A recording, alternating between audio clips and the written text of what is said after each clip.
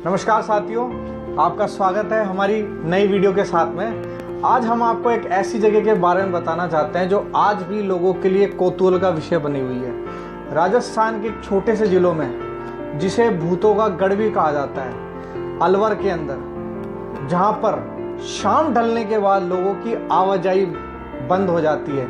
ऐसा कहा जाता है कि वहां पे आज भी भूत आते हैं। तो आज हम आपको एक ऐसी जगह के बारे में बताना चाह रहे हैं। राजस्थान के जयपुर जिले से करीब 80 किलोमीटर दूर अलवर जिले में स्थित भानगढ़ का एक किला है, जो लोगों के लिए हमेशा कौतूहल का विषय रहा है। इस जिले से कुछ ही किलोमीटर की दूरी पर एक सरिस्का नेशनल पार्क स्थित है। और दोस्तों, जिन्होंने भी अभी हमारा चैनल लाइक सब्सक्राइब नहीं किया है, वो आप जल्दी से जल्दी शेयर कर दीजिए, क्योंकि और भी हम इस बारे में और भी इस तरह की चीज़ें हम आपको और देते रहेंगे, तो आपको मिलती रहेगी अगर आप लाइक और सब्सक्राइब अगर करते रहेंगे। और इस जिले में कई मंदिर भी हैं, जिसमें भगवान सोमेश्वर, गोपीनाथ, मंगला देवी और केशवराय जी के मंदिर प्रमुख हैं। इन मंदिरों की दीवारों और खंभों पर की गई नक्काशी से अंदाजा लगा सकते हैं कि इस किले को कितना खूबसूरत और बहुत भव्य बनाया होगा।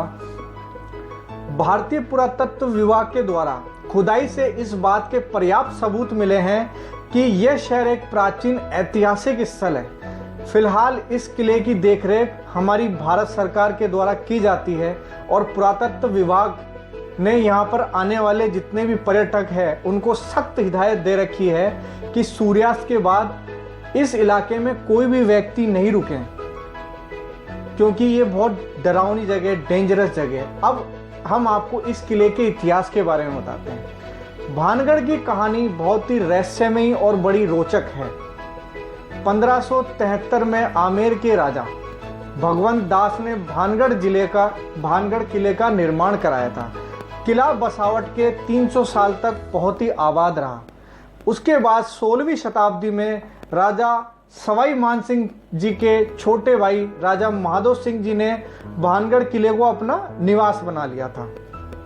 अब हम आपको बताते हैं कि जिसको भानगढ़ का भूतों का गढ़ क्यों कहा जाता है, इसके पीछे क्या कहानी है, इसके पीछे क्या श्राप है, वो हम आपको बताते हैं। ऐसा कहते हैं कि जो भानगढ़ की राजकुमारी थी रत्नावती, वो बहुत ही खूबसूरत थी और उस समय उस राजकुमारी की खूबसूरती की चर्चा पूरे राज्य में हुआ करती थी और कई राज्यों से रत्नावती के लिए विवाह से प्रस्ताव भी आया करते थे। और उसी दौरान वो एक बार किले से अपनी सखियों के साथ बाजार में निकली थी और बाजार में वह एक इत्र की दुकान पर पहुंची और इत्र को हाथ में लेकर उसकी खुशबू वो सूंघ रही थी। और उसी समय उस दुकान से कुछ दूरी पर ही सिंधु सेवड़ा नाम का एक व्यक्ति खड़ा होकर राजकुमारी को निहार रहा था। और सिंधिया उसी राज्य का रहने वाला था और वह काले जादू में महारथी था। वो काली तांत्रिक विद्याएं जानता था और इस तरह की चीजें वो करता था। और कथित रूप से राजकुमारी के रूप को देखकर तांत्रिक मोहित हो गया राजकुमारी पर और उस राजकुमारी से प्रेम करने लग गया और राजकुमारी को हासिल करने के बारे में सोचने लगा। लेकिन रत्नावती ने उसे कभी भी पलटकर नहीं देखा और जिस दुकान से राजकुमारी जी के लिए इत्र जाया जाता था, उसने उस दुकान में जाकर रत्नावती को भेजे जाने वाली इत्र की बोतल पर काला जादू कर उस पर वशीकरण मंत्र का प्रयोग कर दिया। और जब राजकुमारी को सच्चाई पता चली तो उसने इत्र की शीशी पास ही एक पत्थर पर फेंक दी और जिससे शीशी टूट गई और इत्र बिखर गया। काला जादू होने के कारण पत्थर सिंधु सेवड़ा के पीछे हो लिया और उसे कुचल डाला, मार दिया। सिंधु सेवड़ा तो मर गया, लेकिन मरने से पहले उस सिंधु सेवड़ा ने एक श्राप दिया कि इस किले में रहने वाले सभी लोग जल्द ही मर जाएंगे और कभी भी दोबारा जन्म नहीं लेंगे और उनकी आत्माएं इस किले में ही भटकती रहेगी।